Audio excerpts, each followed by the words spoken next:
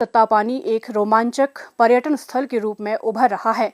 शिमला से मात्र 55 किलोमीटर की दूरी पर स्थित तत्तापानी अपने गर्म पानी के चश्मों और प्राकृतिक सौंदर्य से लबालब पहाड़ों के लिए प्रसिद्ध होने के साथ साथ अब पर्यटकों के लिए साहसिक और जल क्रीड़ा गतिविधियों का नया केंद्र बन गया है। कोलडैम जलाशय में स्टिल वाटर गतिविधियों की शुरुआत के साथ ही तत्तापानी को हिमाचल का मिनी गोवा कहा जाने लगा है। सतलुज नदी पर बने इस जलाशय में अब पर्यटकों के लिए jet ski, speed boat, bumper boat, banana ride, e foil, water ski और एटीवी बाइक जैसी साहसिक गतिविधियां उपलब्ध हैं। प्रशिक्षित गाइड और चालकों की देखरेख में इनका संचालन किया जा रहा है, जिससे रोमांच के साथ साथ सुरक्षा भी सुनिश्चित की जा रही है। हर दिन यहां सैकड़ों पर्यटक वाटर स्पोर्ट्स का आनंद लेने पहुंच रहे हैं, जिससे ये स्थान एडवेंचर प्रेमियों के लिए एक नया आकर्षण बन गया है। तत्तापानी में बढ़ती पर्यटन गतिविधियों ने न केवल इस क्षेत्र को एक नया स्वरूप दिया है, बल्कि स्थानीय लोगों के लिए रोजगार के अवसर भी सृजित किए हैं। वर्तमान में यहाँ करीब 250 लोग प्रत्यक्ष और अप्रत्यक्ष रूप से रोजगार से जुड़े हुए हैं।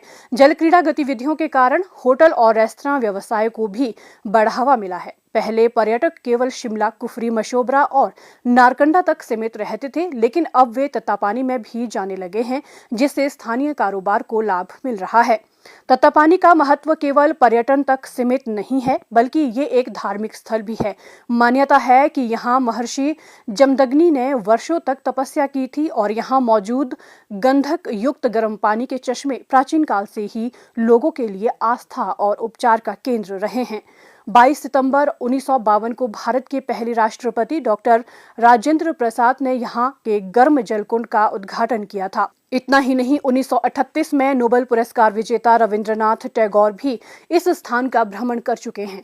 अब जब इस क्षेत्र में रोमांचकारी पर्यटन की संभावनाएं बढ़ी है, तो धार्मिक आस्था के साथ साथ ये स्थल एडवेंचर प्रेमियों के लिए भी एक प्रमुख आकर्षण बन गया है। पर्यटकों की बढ़ती संख्या को देखते हुए राज्य सरकार भी यहाँ की सुविधाओं को और विकसित करने पर ध्यान दे रही है। साल 2015 में जब कोलडैम बना, तब इस जलाशय का निर्माण हुआ और इसके बाद राज्य सरकार ने यहाँ पर्यटन गतिविधियां शुरू करने के लिए नियम बनाए। सरकार द्वारा तत्तापानी ट्रेवल्स नाम से जल क्रीड़ा से जुड़ी गतिविधियों के लिए हिमाचल की पहली एजेंसी पंजीकृत की गई है। यहाँ वाटर स्पोर्ट्स के संचालन के लिए प्रशिक्षित पायलटों को गोवा स्थित national skill training institute for water sports से विशेष प्रशिक्षण दिया गया है। पर्यटन सीजन में हर दिन करीब 400 से 500 पर्यटक यहाँ पहुँचते हैं, जिससे इस क्षेत्र की लोकप्रियता लगातार बढ़ रही है।